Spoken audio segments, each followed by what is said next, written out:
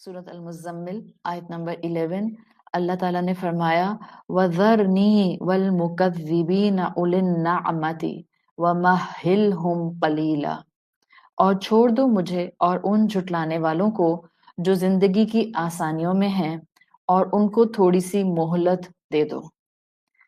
قرآن کی آیات میں آپ دیکھتے ہیں کہ رب اور بندے کے درمیان میں ایک طرح سے ایک کانورسیشن چل رہی ہوتی ہے، بیک اینڈ فورتھ آپ اس کو محسوس کر سکتے ہیں کہ جیسے اللہ کے رسول صلی اللہ علیہ وسلم کے دل میں جو خدشات تھے یا جو ان کے ذہن میں سوالات تھے، ان کے جوابات کو ایک کانورسیشن سٹائل میں اللہ تعالیٰ نے کور کرتے ہوئے قرآن کی آیات نازل کی ہیں۔ آپ سورۃ المزمل کی آیت نمبر 11 کو فعل امر سے سٹارٹ ہوتا ہوا دیکھ رہے ہیں، جیسے پیچھے فتخذ آیا تھا فعل امر، جیسے آپ کو پیچھے ملا تھا وصبر فعل امر، اسی طرح سے ذرنی فعل امر ہے، یعنی کہ کمانڈ ہے۔ کلام کا رخ جو آپ کو نظر آ رہا ہے وہ بندہ مومن کی طرف ہی ہے۔ رسول اللہ صلی اللہ علیہ وسلم جو ہیں وہ اولین مخاطب ہیں، اور پھر اس کے بعد تمام مسلمان جو اللہ کے کلام کو پڑھنے بیٹھتے ہیں ان سب سے کہا جا رہا ہے کہ مجھے چھوڑ دو، اور ان لوگوں کے لیے جو اس دین کو جھٹلاتے ہیں let me handle them my self. تو بندہ مومن کو اصل میں اللہ تعالیٰ اپنی پریزنس کی اشورنس دے کر بات کر رہے ہیں۔ اینڈ آئی سمپلی لو دس آیا۔ بظاہر اس آیت کو جب آپ پڑھتے ہیں تو اس میں آپ کو نظر آتا ہے ایسنس کے جو اللہ کے رسول کے دشمن تھے ان کے لیے یہ آیت نازل کی گئی اس طرح سے کہ اللہ کے رسول سے کہا کہ اللہ کہہ رہے ہیں آپ ان کو چھوڑ دیں، میں ان کو ہینڈل کروں گا اور پھر میں ان کو مہلت دوں گا مگر تھوڑی۔ تو اٹس لائک کہ جیسے اس میں کافروں سے ڈیل کرنے کی بات ہے۔ لیکن اگر آپ اس آیت کو ذرا تھوڑا سا ایک ڈفرینٹ پرسپیکٹو میں دیکھیں تو آپ کو اس آیت کے اندر اللہ کی محبت اور اللہ کی طرف سے مومنین کو اشورنس واضح طور پر نظر آئے گی۔ فور شور قرآن کی خوبصورتی اگر آپ ایک اینگل سے دیکھنا شروع کریں اس کی ایک ایک آیت کے اندر، مجھے یقین آپ کو نظر آئے گی، اس لیے کہ مجھے نظر آتی ہے، اور وہ یہ ہے کہ ہر آیت میں اللہ کی محبت کا عکس مومن کو نظر آتا ہے اور وہ پرومیننٹ نظر آتا ہے۔ آلدو رسول اللہ صلی اللہ علیہ وسلم سے کہا جا رہا ہے کہ آپ اپنے دشمن کی فکر نہیں کریں، اس کو مجھ پر چھوڑ دیں، مگر اس کلام میں ہی اللہ کی محبت کا گہرا عکس رسول اللہ صلی اللہ علیہ وسلم اور امت کے لیے نظر آ رہا ہے۔ اللہ اپنے بندوں سے، وہ بندے جو اس کی فرما برداری میں جان لگا دیتے ہیں، اللہ اپنے ان بندوں کو کیسے پروٹیکٹ کرتا ہے، یوں سمجھیں کہ اس کی چھوٹی سی جھلک آپ کو آیت نمبر 11 میں نظر آ رہی ہے۔ وہ اللہ کے بندے جو صرف کلمہ گو نہیں ہوتے بلکہ آگے بڑھ کر اس کلمے کے تقاضے پورے کرنے کے راستے پر آ جاتے ہیں، تو پھر اللہ کیسے ان کو پروٹیکٹ کرتا ہے، سورۃ مزمل پڑھتے ہوئے آپ کو اس آیت سے یہ پتہ چل جائے گا۔ اور اللہ اپنے بندوں کو کیسے پروٹیکٹ کرتا ہے یا اللہ کے بندے کیسے ہوتے ہیں، اس کی ایک جھلک ابراہیم علیہ السلام کی زندگی کو دیکھ کر پتہ چل جاتی ہے، اس لیے کہ ابراہیم علیہ السلام کو اللہ تعالیٰ نے اپنا خلیل کہا تھا، اور یہ خلیل کا ٹائٹل ایسے ہی نہیں مل گیا تھا۔ جب ہم چاہ رہے ہیں نا کہ میری حفاظت اللہ کرے، جب ہم چاہ رہے ہیں کہ میرے دشمنوں کے لیے اللہ کافی ہو جائے، جب ہم یہ چاہ رہے ہیں کہ اللہ ہمارے کاموں کو سنبھالنے والا ہو جائے، تو پھر تھوڑا سا ہمیں بھی ذرا وہ راستہ اڈاپٹ کرنا ہے جو راستہ آپ کو اور مجھے ان رحمتوں تک پہنچا سکتا ہے۔ اور ان راستوں کے اوپر آپ سب سے پہلی ہستی جس کو دیکھتے ہیں وہ ابراہیم علیہ السلام ہے۔ ابراہیم علیہ السلام کو اللہ نے اپنا بیسٹ فرینڈ کہا تھا۔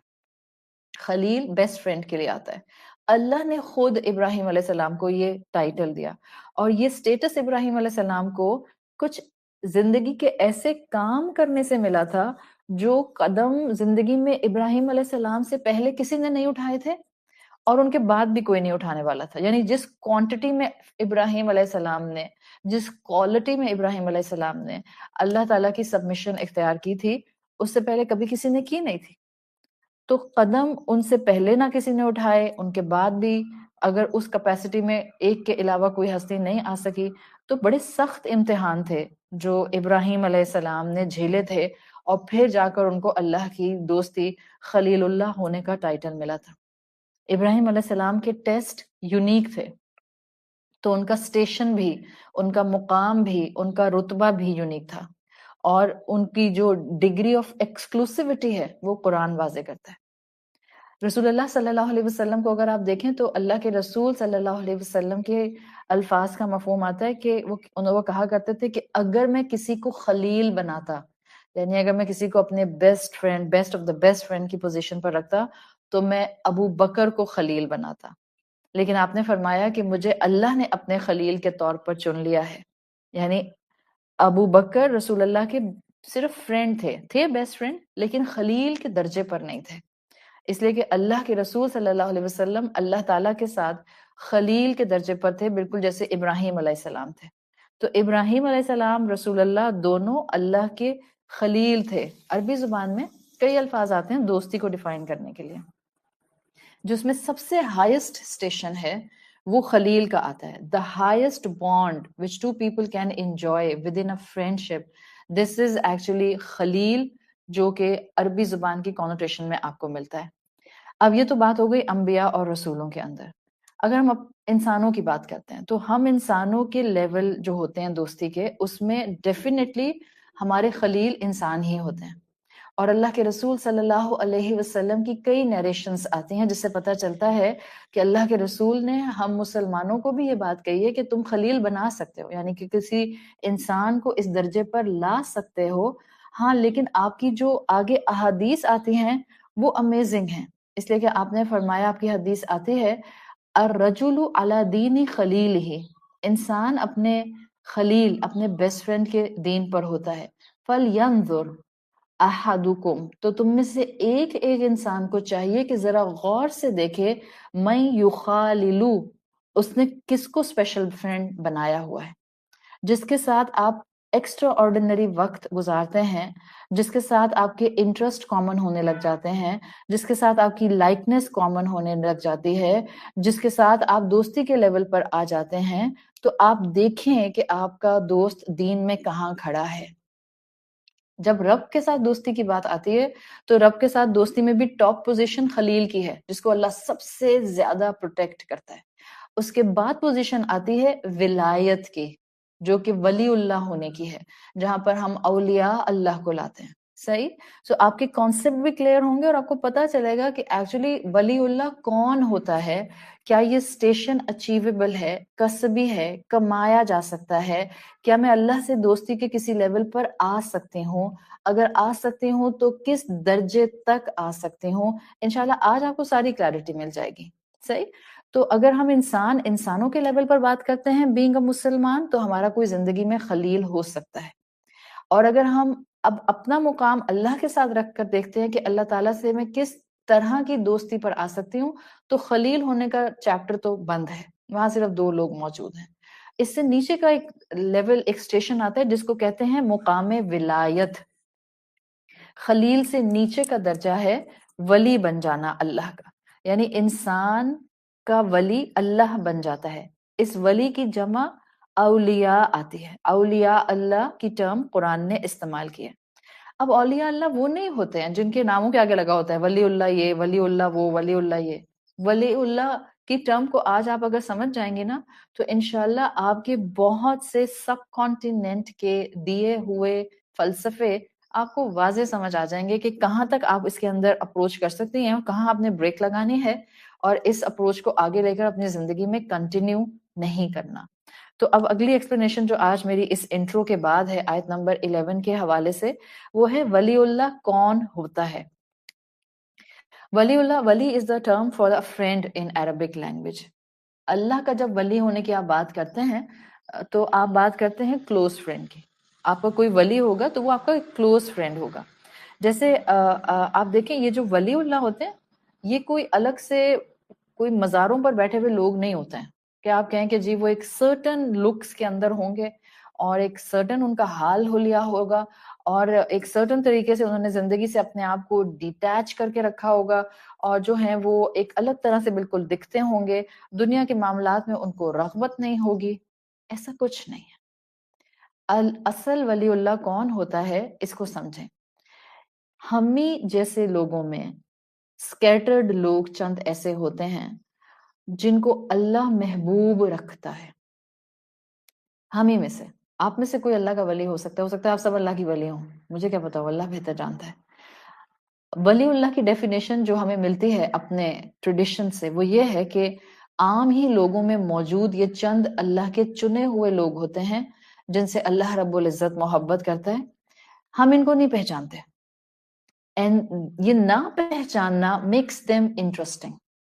آپ اور میں ان کو نہیں پہچانتے، یعنی ہم کسی کو دیکھ کر نہیں کہہ سکتے کہ یہ ولی اللہ ہے. کسی کے حال حلیے کو دیکھ کر یا کسی کے زندگی کے معاملات کو دیکھ کر آپ اور میں یہ نہیں کہہ سکتے کہ یہ ولی اللہ ہے. اسکالرس کے مطابق تو یہاں تک کتابوں میں آپ کو ملتا ہے امنگ صحابہ کی کچھ ایکسپلینیشن میں وہ کہتے ہیں کہ ایون بہت سے ولی اللہ خود نہیں جانتے کہ وہ اللہ کے ولی ہیں. Such a beautiful ayah and such a beautiful concept embedded within the ayah. کہتے ہیں اللہ کے بہت سے ولی اللہ خود نہیں جانتے کہ وہ اللہ کے ولی ہیں. ان کو خود اندازہ نہیں ہوتا کہ اللہ ان سے کتنی محبت کرتا ہے، اس لیے کہ ولی اللہ کون ہے؟ جس سے اللہ بے تحاشا محبت کرتا ہے.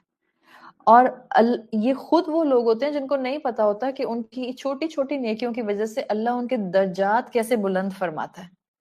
یہ ایک بہت بڑا انعام ہے اللہ کا ولی بن جانا.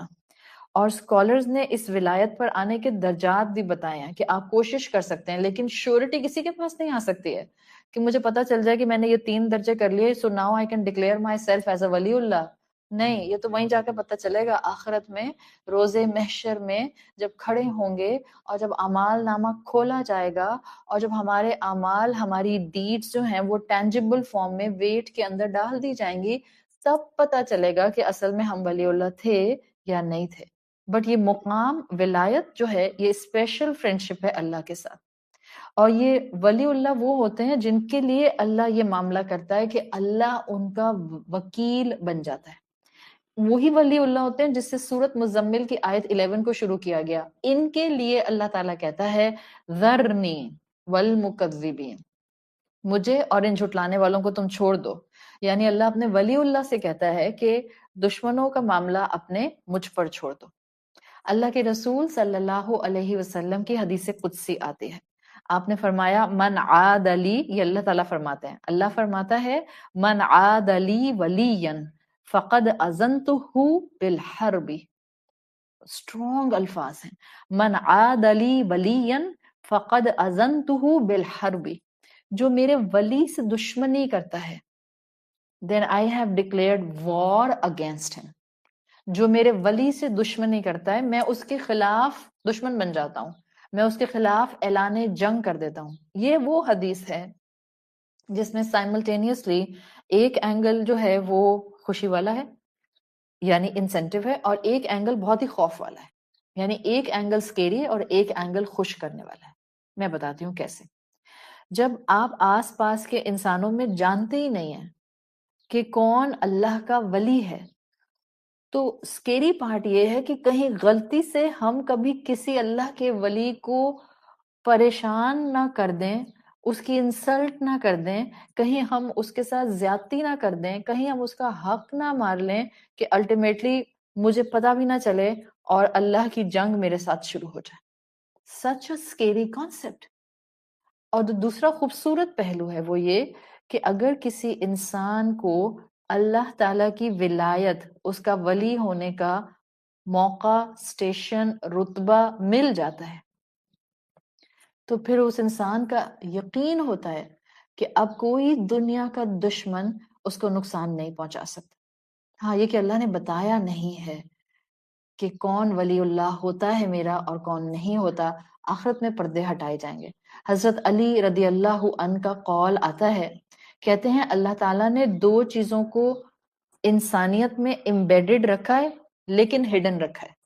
2 چیزیں انسانیت کو دی ہیں لیکن انسانیت سے چھپا دی ہیں. اس دنیا کی زندگی میں ان پر پردہ ڈلا رہتا ہے، آخرت کی زندگی میں ان پر سے اللہ پردہ ہٹاتا ہے. اور حضرت علی نے وہ جو 2 چیزیں بتائیں وہ کیا ہیں؟ ایک وہ کہتے ہیں اللہ تعالیٰ نے نیکیاں کرنے کو انسینٹیو دیے ہیں، لیکن اللہ نے کس نیکی میں اپنا کتنا بڑا پلیزر رکھ دیا ہے وہ اللہ نے چھپا دیا ہے نیکیوں کے اندر. کس نیکی میں کتنی انٹینسٹی کا رضوان موجود ہے یہ اللہ نے نہیں بتایا، تاکہ ہم سب نیکیاں کرنے کی کوشش کریں، چھوٹی نیکیاں بھی کریں، بڑی نیکیاں بھی کریں، میٹھی نیکیاں بھی کریں، کڑوی نیکیاں بھی کریں، دل کو پریشان کرنے والی نیکیاں بھی کریں، دل کو سکون دینے والی نیکیاں بھی کریں، کسی انسان کی مدد کرنے والی نیکی بھی کریں، اور کسی انسان کو معاف کر دینے والی نیکی بھی کریں۔ تو حضرت علی کے قول کے مطابق پلیزر نیکیوں کے اندر رکھے گئے ہیں، لیکن کس نیکی کا پلیزر کس انٹینسٹی کا ہے یہ انسانوں کو نہیں بتایا گیا۔ اور دوسری چیز حضرت علی کہتے ہیں کہ جو انسانیت میں موجود ہے لیکن اس کو ہڈن رکھا گیا ہے، وہ کہتے ہیں وہ اللہ نے اپنے اولیاء انسانوں میں رکھے ہیں۔ کسی کو پتہ نہیں چلتا کہ کون سا انسان ولی اللہ ہے۔ آپ کو اور مجھے نہیں معلوم ہوتا کہ ہم کس انسان سے ملے، یا ہم کس انسان سے ریگولر ملتے ہیں، یا ہم کس انسان سے ریگولر بات کرتے ہیں اور وہ اللہ کا ولی ہے۔ ظاہر ہے یہ انسان جو اللہ کی ولایت حاصل کرتا ہے یہ عمل کے سرٹن لیول پر ہوتا ہے۔ ایسا نہیں ہے کہ میں ہر طرح کے انسانوں میں ولی ڈھونڈنا شروع کر دوں، ڈھونڈنے کی ویسے ہمیں ضرورت نہیں ہوتی اللہ کا ولی، صحیح ہے، بننے کی کوشش ہوتی ہے all the way round۔ ہم نے اپنے پیرامیٹرز بدل دیے نا، ہم معاشرے میں ولی اللہ ڈھونڈتے ہیں تاکہ ہم ان سے دعا کروائیں، تاکہ ہم ان سے کہیں کہ پھونک دیں میرے اوپر تاکہ میرے مسئلے ختم ہو جائیں۔ ولی اللہ ڈھونڈنے نہیں ہوتے، ولی اللہ بننے کے لیے اعمال اڈاپٹ کرنے ہوتے ہیں۔ تو ولی اللہ کے لیے اسکالرز کہتے ہیں کہ یہ انسان وہ ہوتا ہے جو پریکٹیکلی عملاً دین کے عمل پر ہوتا ہے، ایک سرٹن لیول آف عمل فرائض کو مکمل کرنے کا اس نے ادا کیا ہوتا ہے۔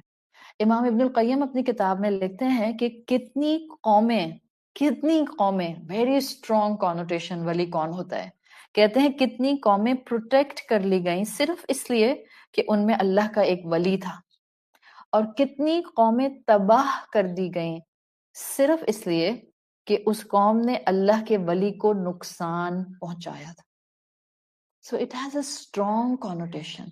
ذَرْنِي وَالْمُكَذِّبِينَ، اللہ کہہ رہا ہے میں اپنے ولی کو بتا رہا ہوں کہ میں اس کی حفاظت کروں گا، اس کے دشمن کو میرے حوالے کر دو۔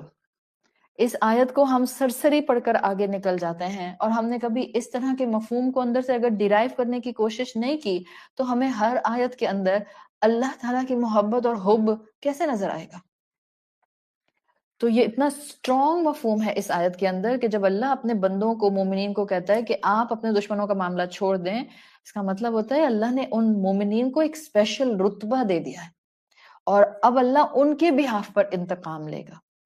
Now moving with the next explanation، ولی بننے کے کوشش ہم نے کہا نا ہم نے کرنی ہے، تو ولی بننے کے 3 ذرائع ہیں، میجرلی 3 ذرائع جو کلاسیکل اسکالرز مینشن کرتے ہیں کہ اگر آپ اور میں کریونگ رکھتے ہیں کہ میں اللہ کی دوست بن جاؤں، میں اللہ کی ولی اللہ کی کیٹیگری میں آ جاؤں، روز محشر مجھے یہ ٹائٹل دیا جائے کہ دس پرسن، دس بندی واز اللہ کی ولی، تو پھر یہ میرے لیے کتنا بڑا آنر ہوگا۔ تو اس کے 3 ذرائع وہ بتاتے ہیں۔ یہ یاد رکھیں ولی صرف دعا کرنے سے نہیں بنتا، چلا کاٹنے سے بھی نہیں بنتا، عمل کرنے سے بنتا ہے۔ دس از دی مین ایسنس۔ نمبر 1، وہ کہتے ہیں اسکالرز کہ انسان فرائض پر باقاعدگی اور دوام اختیار کر لے، اتنا زیادہ کہ اس کو اپنی عبادت میں سرور آنے لگ جائے۔ دا ٹرم سرور can tell you so much. آپ کو کیا ہر سچویشن کے اندر، ہر موقع پر، ہر موسم میں باغ میں بیٹھ کر سرور آتا ہے، یا یہ کبھی کبھی موقع آتا ہے کہ جب آپ اس سرور کی کیفیت میں ہوتے ہیں that you are absorbing something which is penetrating deep inside in your soul and you can feel that ٹھنڈک، ایک sort of ٹھنڈک within your soul جس کو آپ ڈیفائن کر سکتے ہیں کہ سرور آ گیا۔ بعض لوگ یہ ٹرم استعمال کرتے تھے یا کرتے ہیں جب وہ کسی کی بہت خوبصورت آواز سنگنگ میں سنتے ہیں تو وہ کہتے ہیں کہ اوہ ان کی آواز کو سن کر سرور آ گیا۔ So this is a floating peace with in you, جو ایک آپ کے برین کیپیسٹی سے آپ کی ہارٹ کیپیسٹی تک بہت سے ایموشنز اور تھاٹس کو کنیکٹ کر دیتا ہے۔ That's the connotation, elaboration and the explanation of the word سرور۔ جس انسان کو عبادت سرور دینے لگ جائے، I'm hoping that you will get what I'm trying to tell. جب آپ نماز کے لیے کھڑی ہوں اٹس لائک آپ کتنی تھکی ہوئی تھیں، نماز نے آپ کو ایسا فریش کر دیا کہ جیسے آپ 8 گھنٹے سو کر اٹھے ہیں. دس از دا سرور آف عبادت. تو اسکالرس کہتے ہیں نمبر 1 ولی اللہ بننے کے ذرائع میں سے پہلا ذریعہ کیا ہے کہ جب انسان فرائض میں دوام باقاعدگی اڈاپٹ کر لے، اس کو عبادت کی سویٹنس محسوس ہونے لگ جائے، اس کو عبادت کا پلیزر محسوس ہونے لگ جائے. آپ محبت میں عبادت کریں، مشکل اور مصیبت میں عبادت نہ کریں، اور آپ کی عبادت ایک یونیک فورس آف ڈرائیو بن جائے، ڈرائیونگ فورس بن جائے کہ آپ کو اللہ سے ملنا ہے. رضوان آپ کا جو ہے وہ آپ کو اللہ کی طرف لے کر جائے، رضوان اللہ حاصل کرنے کی کیپیسٹی آپ کو اللہ کی طرف لے کر جائے. اور میں آپ کو اسی سورت المزمل کی ان ڈیپتھ اسٹڈی میں وہ حدیث بڑی ڈیٹیل سے کرا چکی ہوں جس کا مفہوم آتا ہے کہ بندہ اللہ کے قریب فرائض کے تھرو ہوتا ہے، پھر نوافل سے وہ مٹھاس حاصل کرتا ہے اتنی کہ پھر عبادت اس کی سرور بن جاتی ہے. پھر اللہ فرماتا ہے کہ میں اس کا ہاتھ، آنکھ، کان بن جاتا ہوں ایسے انسان کی. یہی وہ کیفیت ہے اس حدیث قدسی میں جو اللہ بتاتا ہے کہ اللہ کا ولی اڈاپٹ کر لیتا ہے. عبادت کرنے کا شوق آ جائے، نیکی کرنے کی کریونگ ہو جائے، گناہوں سے کراہیت محسوس ہو، پیچھے مڑ کر گناہوں کو دیکھنا شدت سے ناپسند ہو جائے. دس از دا فرسٹ ذریعہ جس میں بندہ مومن اللہ کی ولایت کے مقام پر جانا شروع کر دیتا ہے. سیکنڈ ذریعہ جس سے اسکالرس کہتے ہیں کہ ہم مسلمان، ٹوٹے پھوٹے مسلمان مقام ولایت کی کوشش کر سکتے ہیں. اور وہ دوسرا ذریعہ یہ ہے کہ انسان کی توبہ میں سنسیریٹی، خلوص آ جائے. جب انسان کو اپنے گناہوں کی شدت محسوس ہونے لگ جائے. 99% ہمارے گناہ ہمیں گناہ نہیں لگتے، اس لائک ناک پہ مکھی بیٹھی اور ہم نے اڑا دی. 99% ہمارا حال یہ ہوتا ہے. لیکن جب بندہ مومن کے گناہ اس کو پرک کریں، اس کو پنچ کریں، جب بندہ مومن کے گناہ اس کو اتنی اندر انٹرنل اذیت دیں کہ وہ بڑھ بڑھ کر توبہ کرے، اور اس کو توبہ کرنا اتنا مٹھاس والا لگے، توبہ کرنا اس کو اتنا سکون دے کہ وہ جو اس کے گناہ کی کرواہٹ ہے وہ تھوڑی دیر کے لیے بھول جائے. جیسے حدیث کا مفہوم آتا ہے کبیرہ گناہوں سے اللہ کسی انسان کو نکالتا ہے، بالکل جیسے آپ اپنے مشروب میں سے مکھی نکال کر باہر پھینکتی ہیں نا، وہ تو آپ پھینک دیتی ہیں، بٹ آپ پک کرتے ہیں نا ایک اسپیسیفک چیز. بعض لوگ بہت اسپیسیفک ہوتے ہیں، اگر ان کی چائے کے مگ میں چائے کی پتی اوپر ان کو فلوٹ کرتی ہوئی نظر آ جائے تو وہ سپون سے اس پتی کے اتنے سے ایک چھوٹے سے ذرے کو باہر نکالنے کی کوشش کرتے ہیں. اسی طرح اللہ جس انسان کے اندر نیکی کا جذبہ، سلیم الفطرت ہونا دیکھتا ہے، اللہ گناہوں کی دلدم میں سے اس کو ہینڈ پک چن کر باہر نکال لیتا ہے. تو حدیث کا مفہوم آتا ہے کبیرہ گناہوں سے اللہ کسی انسان کو نکالتا ہے اور توبہ کے دروازے پر لا کر کھڑا کر دیتا ہے. اب یہ انسان جب توبہ کرتا ہے with a full realization، تو جو پلیزر اس کو گناہ کرتے ہوئے آتا تھا اس سے 1000 ٹائم مور انٹینسٹی کا پلیزر اس کو اللہ کے راستے پر چلنے میں آنے لگ جاتا ہے. اور پھر یہ وہ شے ہوتی ہے، یہ وہ عمل ہوتا ہے، یہ وہ توبہ کی طاقت ہوتی ہے جو انسان کے ایمان کو اوپر اٹھاتی ہے اور انسان مقام ولایت پر آنے لگ جاتا ہے. دس از دا سیکنڈ ذریعہ. ہم اپنے گناہوں پر توبہ کر کے اللہ کے ولی بن سکتے ہیں، ایسی توبہ کہ ہم پیچھے گناہوں کو پلٹ کر نہ دیکھیں. تیسرا ذریعہ اسکالرس کے مطابق اللہ کسی بندے پر آزمائش، سخت آزمائش، بلا ٹریجڈی ڈال کر اس کو آزماتا ہے. اللہ آپ سے کچھ آپ کا پسندیدہ لے لیتا ہے اور وہ بندہ اس ٹریجڈی کے اوپر اپنا احتساب کانسٹنٹلی کرتا رہتا ہے، راضی با رضا رب کانسٹنٹلی رہتا ہے، صبر کرتا ہے، اللہ کی رضا اس مشکل ٹریجڈی غم میں بھی تلاش کرتا ہے. تو اب یہ انسان مقام ولایت پر آنے کا اہل ہو جاتا ہے. These are the 3 ذرائع جو کلاسیکل اسکالرز نے احادیث اور قرآن سے ہی ڈیرائیو کر کے بتایا ہے کہ ہم انسان کس طرح سے اللہ کے ولی بننے کی کوشش کر سکتے ہیں. ہماری زندگیوں کے اندر عبادت میں سرور آ جائے، گناہوں پر توبہ آ جائے، اور جب کوئی غم پڑے تو ہم اللہ کے ساتھ اپنی ایسی لا لگا لیں کہ اس غم میں اللہ سے مدد مانگتے ہوئے راضی با رضائے رب رہیں۔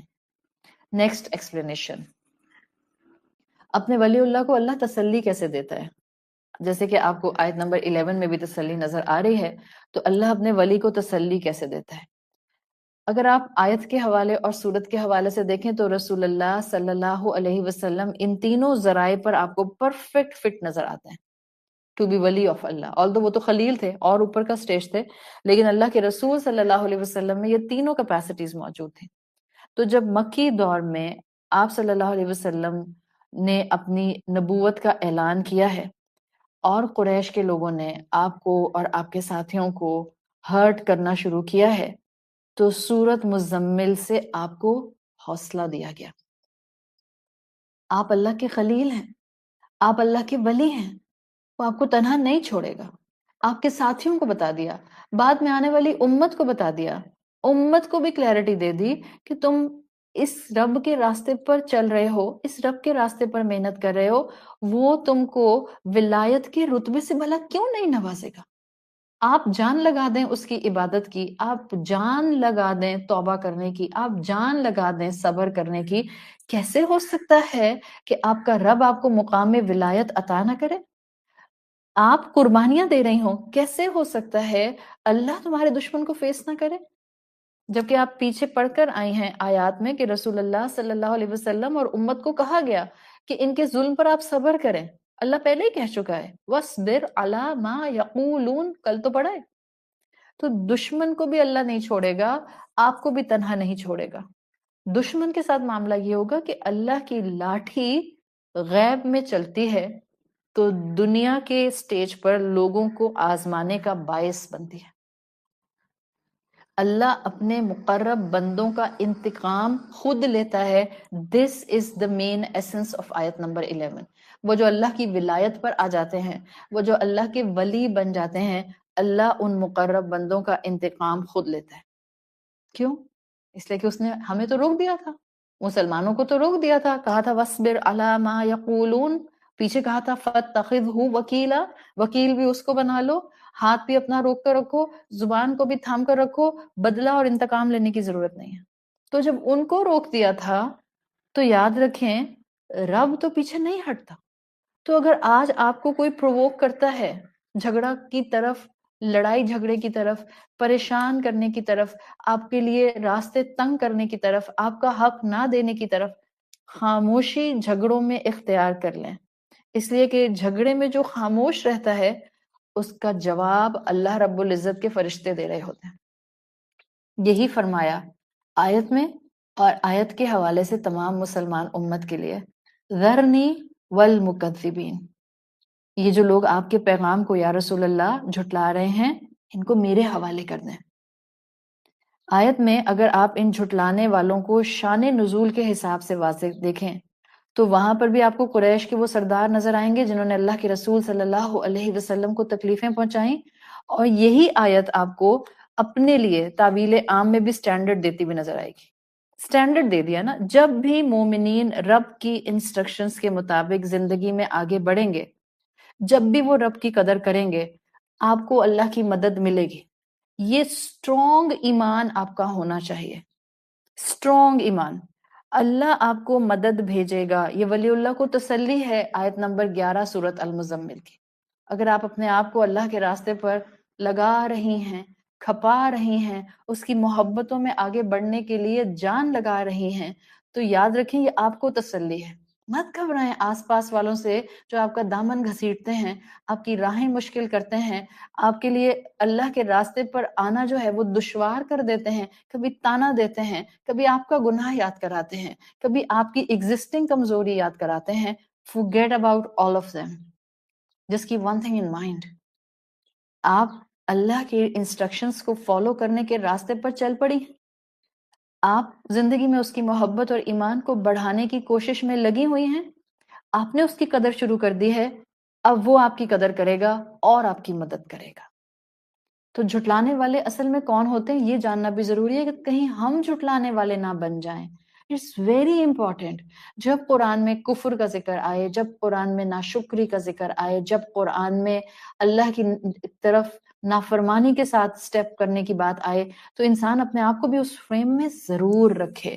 جہاں ولی اللہ کے فریم میں فٹ ہوتے ہیں وہاں اس فریم میں فٹ ہو کر دیکھیں کہیں مجھ میں یہ غلطی تو نہیں ہے، کہیں میرے ساتھ یہ مسئلہ تو نہیں ہے.